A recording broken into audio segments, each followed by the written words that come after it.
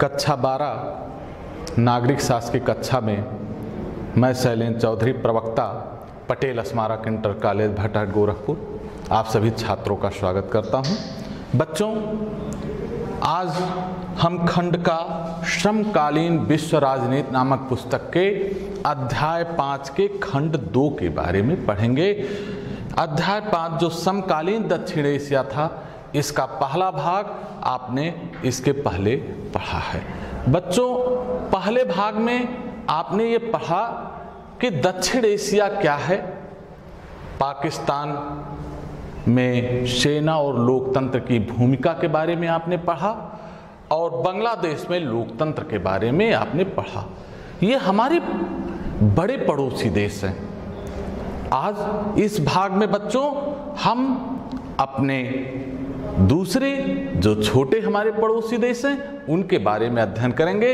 इस भाग में हम नेपाल के बारे में, श्रीलंका के जातीय संघर्ष और लोकतंत्र की कहानी पढ़ेंगे, भारत पाकिस्तान संघर्षों को पढ़ेंगे। इसके अलावा जो हमारे अन्य पड़ोसी देश हैं, मालदीव है, भूटान है, इसके बारे में भी हम अध्ययन करेंगे और बाद में हम ये देखेंगे कि इस दक्षिण एशिया में शांति और सहयोग की दिशा में क्या प्रयास किए गए हैं, किस तरह शांति स्थापित करने के प्रयास किए गए और किए जाते हैं, इसके बारे में हम पढ़ेंगे। बच्चों, अब हम आते हैं नेपाल में राजतंत्र और लोकतंत्र। बच्चों, आपका सबसे निकट का पड़ोसी जिसके बारे में आप जानते हैं नेपाल है। नेपाल शुरू से राजतंत्रात्मक देश था। अतीत में यह हिंदू राष्ट्र था। बाद में यहां धीरे धीरे संवैधानिक राजतंत्र की स्थापना हुई। अब उसके बाद जब थोड़ी सी सहूलियतें मिली संवैधानिक राजतंत्र की व्यवस्था में, तो वहां के राजनीतिक दलों और जनता की आकांक्षाएं लोकतंत्र की तरफ उठी और लोकतंत्र समर्थक लोगों ने नेपाल में एक आंदोलन प्रारंभ कर दिया। बच्चों, यह चीजें यहां समझनी होगी। जो यह लोकतंत्र समर्थक आंदोलन हुआ, इसके परिणाम स्वरूप राजा, वहां के राजा झुकते हुए 1990 में लोकतंत्र की स्थापना कर दी। लेकिन बच्चों, एक चीज ध्यान रखना, वहां लोकतंत्र की स्थापना 1990 में जो हुई, उसमें उन जो सरकारें थी वे अनेक समस्याओं से जूझती रही और अल्पकालिक सरकारें बनती बिगड़ती रही वहां। और एक घटना वहां प्रमुख रूप से घटी, वह क्या थी? माओवादी आंदोलन। ये आंदोलन जो माओवादी थे, ये सशस्त्र विद्रोह के माध्यम से सत्ता में परिवर्तन करना चाहते थे। और इसके परिणाम क्या हुए कि जो ये उग्र आंदोलन इन्होंने प्रारंभ किया, वहां पर उस त्रिकोणीय संघर्ष प्रारंभ हो गया, जहां एक तरफ राजा की सेना थी, दूसरी तरफ जनसामान्य राजनीतिक दलों की थे और एक तरफ माओवादी थे। इन तीनों के मध्य जो राजनीतिक आधिपत्य का संघर्ष चला, उसका परिणाम हुआ कि लोकतंत्र का अंत हो गया। राजा ने वहां जो सरकार थी उसे खत्म कर दिया और संपूर्ण अधिकार अपने हाथ में ले लिया। लेकिन इसका तात्पर्य नहीं कि आंदोलन खत्म हो गया।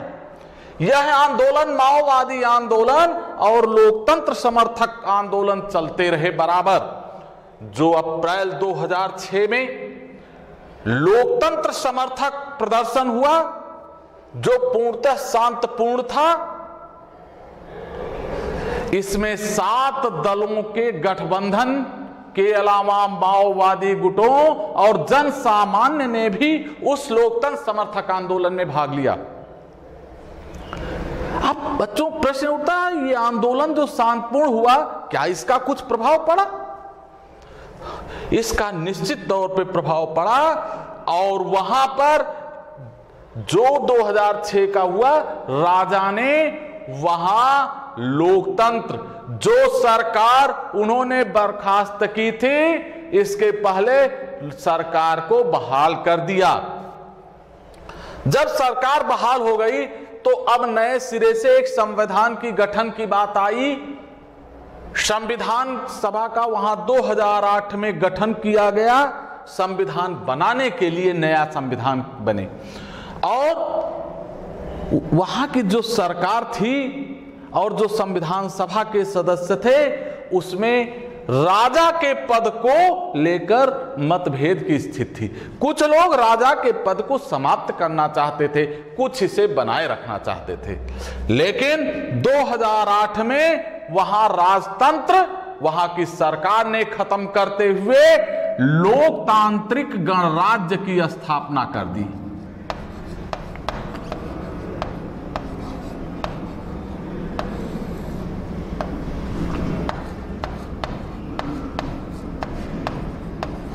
यह जो लोकतांत्रिक गणराज्य की स्थापना 2008 में करने के बाद जो सरकार, राजा का पद समाप्त हुआ, कर दी गई। इस लोकतांत्रिक गणराज्य में राष्ट्रपति का चुनाव होना निर्धारित हुआ। और इस तरह 2008 के बाद राजतंत्र समाप्त होकर लोकतांत्रिक गणराज्य बना और उस संविधान सभा द्वारा बनाया गया संविधान 20 सितंबर 2015 को लागू हुआ। अब तब से लेकर 2008 से जब से ये लोकतंत्र वहां स्थापित हुआ, तब से आद्यतन नेपाल में लोकतांत्रिक सरकारें बनी हुई हैं। फिर आगे बढ़ते हैं बेटा, श्रीलंका आते हैं। आपका एक दक्षिण का पड़ोसी देश, आपके भारत के दक्षिण में स्थित लंका आता है। वहां पर 1948 जब स्वतंत्र हुआ लंका जब 1948 में स्वतंत्र हुआ, तब से वहां लोकतंत्र विद्यमान था। इस लोकतंत्र को लंका में खतरा ना तो वहां की सेना से था, ना वहां की जनता से, ना सरकारों से था। वहां खतरा एक अलग तरह का था जो जातीय संघर्ष के रूप में उभर कर सामने आया। अतीत में श्रीलंका को सिलोन के नाम से जाना जाता है। वहां जो बहुसंख्यक सिंघली समुदाय है, उसका राजनीति में प्रभाव था, प्रभुत्व था। और स्वतंत्रता के पहले तमिल लोग भारत से जाकर वहां बसने लगे और 1948 के बाद भी ये प्रक्रियाएं चालू रही। सिंघलियों को यह लगता था कि ये बाहर के हैं, अतः इन्हें राजनीतिक अधिकार नहीं मिलना चाहिए। दोनों के मध्य अर्थात सिंघली और तमिलों के मध्य दूरियां बढ़ती रही। क्या हुआ परिणाम कि 1983 में आते हैं, 1983 में तमिल टाइगर्स ऑफ तमिल ईलम, जिसे आप लिट्टे के नाम से जानते हैं, का गठन हुआ। और यह सशस्त्र विद्रोह करता था, छापामार युद्ध में भी पारंगत थे और इन्होंने श्रीलंका के कुछ क्षेत्रों में आधिपत्य स्थापित कर लिया। ये जो था आंदोलन, उग्र आंदोलन, इसमें कहीं ना कहीं भारत का भी हित सम्मिलित था। क्यों? क्योंकि तमिल जो भारत से गए थे, वहां बसे थे, वो आंदोलन कर रहे थे, सेना उनका दमन कर रही थी, तो कहीं ना कहीं भारतीय दक्षिण भारत के दलों का भारत सरकार पर यह दबाव था कि वह सीधे सीधे श्रीलंका से बात करें और उन्हें उनके अधिकार, अर्थात जो लिट्टे हैं, जो तमिल लोग हैं समुदाय के लोग, उन्हें उनके अधिकार दिलाया जाए। इस दबाव के बाद 1987 में भारत सीधे तौर पर आंदोलन जो चल रहा था उसके संदर्भ में हुई वार्ताओं में शामिल हुआ और जो सीधे भाग लेने के परिणाम स्वरूप वहां शांति सेना भेजी गई। लेकिन जो शांति सेना हमारी गई वह बिना कोई सफलता प्राप्त किए 1989 में वापस आना पड़ा। बाद में यह आंदोलन चलता रहा, अंतरराष्ट्रीय प्रयास होते रहे। नॉर्वे, आइसलैंड जैसे स्कैंडिनेवियन देशों के मध्यस्थता के बाद जाकर 2009 में लिट्टे और वहां की सरकार के मध्य समझौता हुआ और सशस्त्र विद्रोह समाप्त हुआ। इतने आंदोलनों के बाद भी श्रीलंका का अगर आर्थिक विकास देखा जाए तो वह कभी अवरुद्ध नहीं हुआ, वह निरंतर विकास के पथ पर अग्रसर होता रहा और आदतन श्रीलंका में शांति कायम है। बच्चों, इसके बाद हम आगे चैप्टर पे बढ़ते हैं जो है भारत और पाकिस्तान। देखिए बच्चों, भारत और पाकिस्तान दो बड़े देश हैं, पड़ोसी देश हमारा है। आप जानते हैं इसके साथ हमारे संघर्ष निरंतर होते रहते हैं, तनाव की स्थिति बनी रहती है। बच्चों, भारत और पाकिस्तान के मध्य जो पहला संघर्ष सीधा सीधा हुआ वह 1947-48 में कबीलाई आक्रमणकारियों के रूप में हुआ और इसके परिणाम क्या हुए कि कश्मीर दो भागों में हो गया, एक पाक अधिकृत कश्मीर और दूसरा स्वतंत्र जम्मू कश्मीर राज्य जो भारत का हिस्सा है। और यह समस्या आज भी है, अर्थात हमारे और पाकिस्तान के बीच युद्ध का कोई परिणाम उस युद्ध का नहीं निकला। दूसरा 1965 का युद्ध हुआ, इसमें भी पाकिस्तान की हार हुई, कोई परिणाम नहीं निकला। इसी युद्ध में शांति स्थापित के लिए जब शांति समझौते पे हस्ताक्षर हुआ तो हस्ताक्षर के बाद उसी रात हमारे दूसरे प्रधानमंत्री स्वर्गीय लाल बहादुर शास्त्री जी का देहांत हो गया ताशकंद में। बच्चों, फिर 1971 का युद्ध आया, यह भी भारत मजबूरी में लड़ा क्योंकि इसी युद्ध के परिणाम स्वरूप बांग्लादेश का उदय हुआ।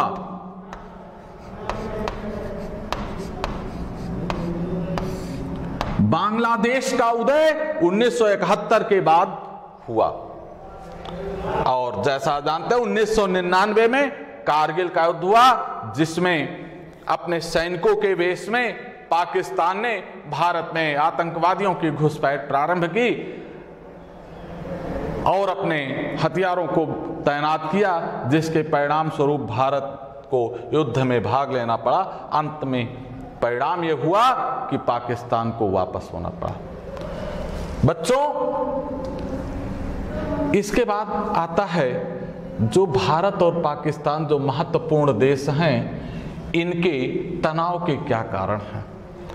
पहला मुद्दा कश्मीर है।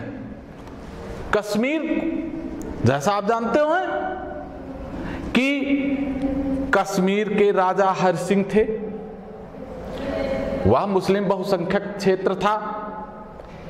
हरि सिंह भारत के साथ आए, लेकिन पाकिस्तान की निगाहें वहां पर टिकी रही और आज भी वह समस्या बनी हुई है। सियाचिन ग्लेशियर के क्षेत्र को लेकर पाकिस्तान के साथ हमारे तनाव अभी भी बरकरार हैं। हथियारों की प्रतिस्पर्धा भी है दोनों के मध्य। क्यों? क्योंकि पाकिस्तान हमेशा भारत से को अपने लिए खतरा मानते हथियारों की दौड़ प्रारंभ किया। जब हमारे पड़ोसी के पास सशस्त्र हथियार हैं तो हमें अपनी सुरक्षा के लिए हथियारों को रखना आवश्यक था। ऐसी स्थिति में हमारे दोनों देशों के मध्य हथियारों की प्रतिस्पर्धा प्रारंभ हुई। फिर पाकिस्तान द्वारा कश्मीरी उग्रवादियों को प्रोत्साहन आए दिन आज भी आप देखते हैं, रोज समाचार पत्रों में पढ़ते हैं, समाचार चैनलों पे देखते होंगे, आतंक उग्रवादियों को, कश्मीरी उग्रवादियों को पाकिस्तान अपना समर्थन देता है, विश्व के मंचों पे समर्थन देता रहा है। यह भी भारत और पाकिस्तान के मध्य तनाव का एक प्रमुख कारण वह जो पाक समर्थक आतंकवादी हैं हमारे कश्मीर में, जो अशांति फैलाने की कोशिश करें, वह है 1985 से 95 के मध्य खालिस्तान समर्थक उग्रवादियों को हथियार देना। पंजाब में खालिस्तान समर्थक आंदोलन हुआ था बेटा 1985 से। यह आंदोलन सशस्त्र आंदोलन था और बहुत बड़ा आंदोलन था। सिखों के द्वारा खालिस्तान की मांग की जा रही थी अलग देश की, जिसका प्रत्यक्ष रूप से पाकिस्तान हथियार उन्हें सब देता था और उनका समर्थन करता था। यह भारत और पाकिस्तान के तनाव का एक कारण बना। फिर आईएसआई द्वारा पूर्वोत्तर भारत में अशांति फैलाने का प्रयास। आईएसआई जो पाकिस्तान की खुफिया एजेंसी है, वह भारत के पूर्वोत्तर राज्यों के मध्य उन उग्रवादी गुटों को मदद करके अशांति फैलाने के सदैव प्रयास करती रही है, जिसके सबूत भी समय समय पर मिलते रहे, पाकिस्तान को सौंपे जाते रहे, लेकिन वो उसे स्वीकार नहीं करता।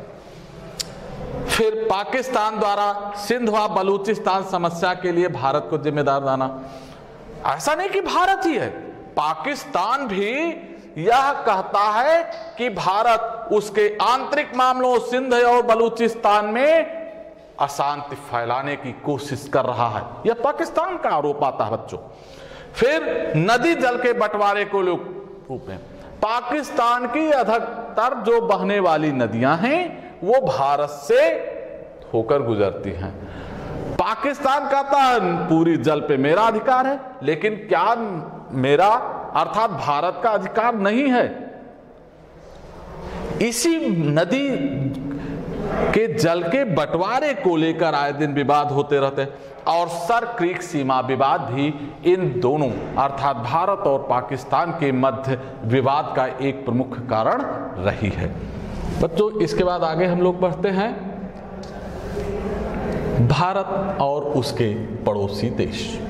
देखिए भारत और बांग्लादेश के हमारे तनाव क्या रहे, क्या विवादित मुद्दे हैं। देखिए गंगा व ब्रह्मपुत्र नदी जल के हिस्सेदारी को लेकर विवाद उत्पन्न होते रहे हैं भारत और बांग्लादेश के मध्य, और अवैध अप्रवास को लेकर। जैसा आप जानते हैं 1971 के बाद जो है 1971 में जो वहाँ शांति फैली उसमें तमाम अप्रवासी भारत में आकर बस गए। अप्रवासियों की समस्या भी हमारे दोनों देशों के मध्य विवाद का कारण बनती है। फिर भारत विरोधी इस्लामी कट्टरपंथी जमातों को लेकर, जो भारत विरोधी इस्लामी कट्टरपंथी वहां पर मौजूद हैं, उनके खिलाफ कोई कार्रवाई बांग्लादेश नहीं कर रहा है। भारत बार बार उनकी सूची देता है, बार बार आग्रह करता है, लेकिन उसके बाद भी कभी बांग्लादेश भारत की इन समस्याओं पे ध्यान नहीं दिया। फिर भारतीय सेना को रास्ता ना देने को लेकर, भारतीय सेना अपने पूर्वोत्तर के राज्यों में जाने के लिए रास्ता चाहता था, जिसे रास्ता नहीं दिया गया, जिसके कारण भी विवाद की उत्पन्न हुई। फिर भारत को गैस पाइपलाइन लाना था बर्मा से, जो वर्तमान में म्यांमार है, वहां से। अब उनके रास्ते से आता, बांग्लादेश ने रास्ता देने का से इनकार कर दिया था,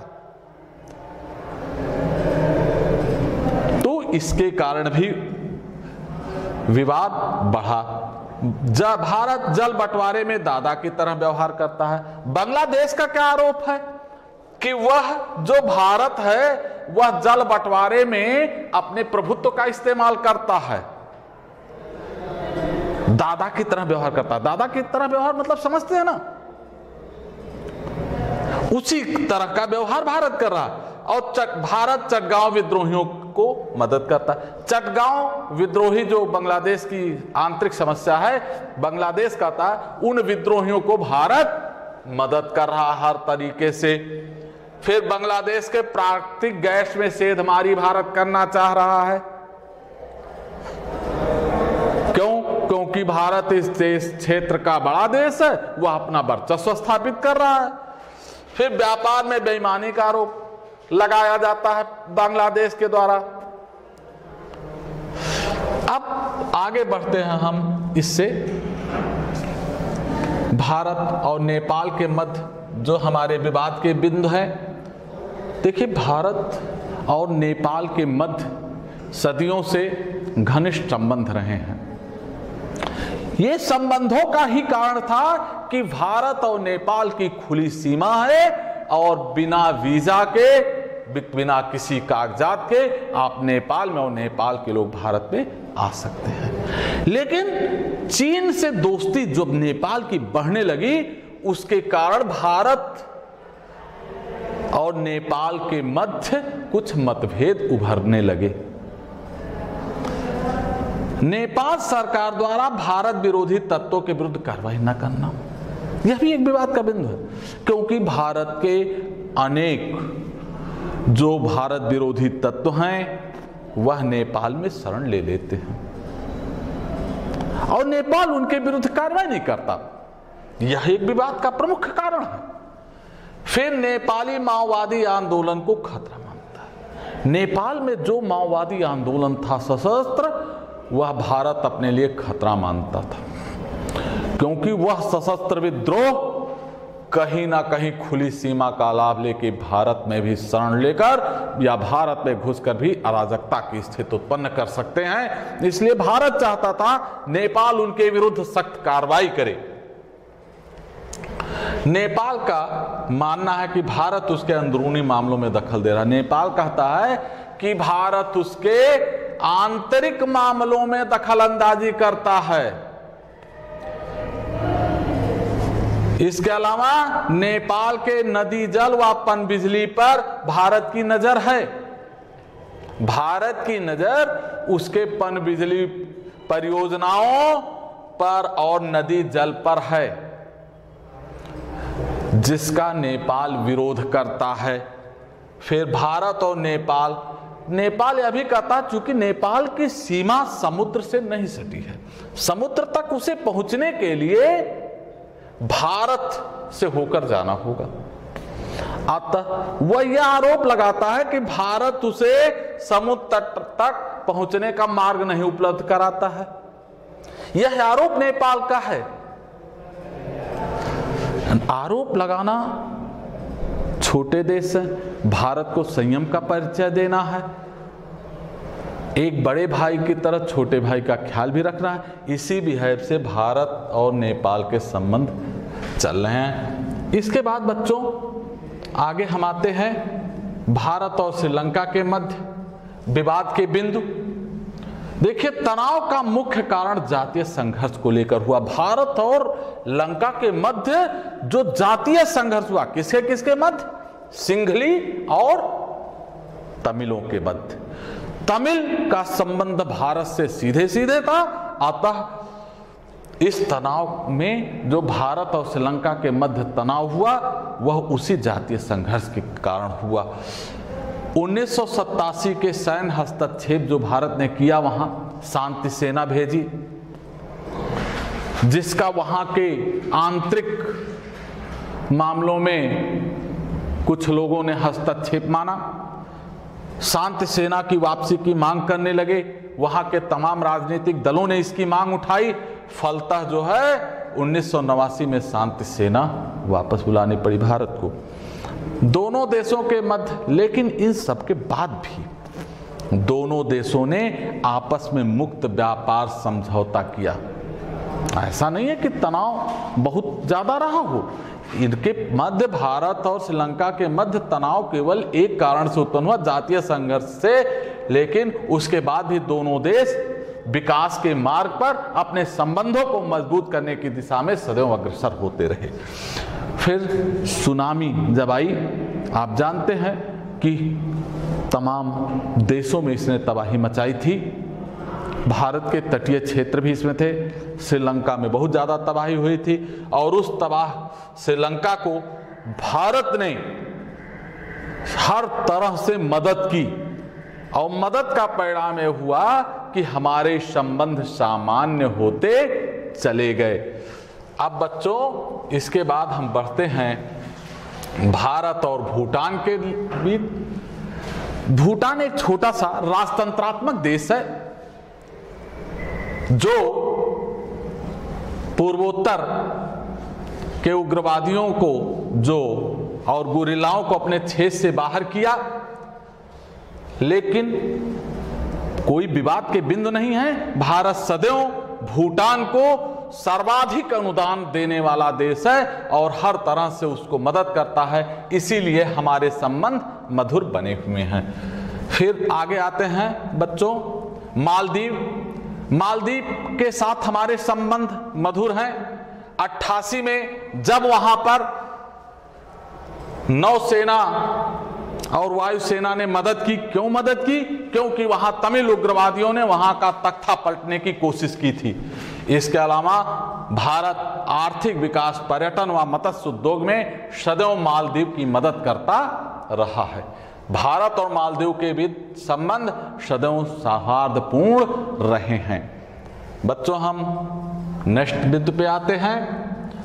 देखिए, दक्षिण एशिया में ऐसा नहीं है। दक्षिण एशिया एक ऐसा क्षेत्र है जहां यदि शांति स्थापित हो जाए तो विकास की एक नई इबादत लिखी जा सकती है। और उसी के लिए ध्यान में रखते हुए 8 दिसंबर 1985 को बांग्लादेश की राजधानी ढाका में जो 7 दक्षिण एशिया के देश थे, उन्होंने मिलकर सार्क का गठन किया।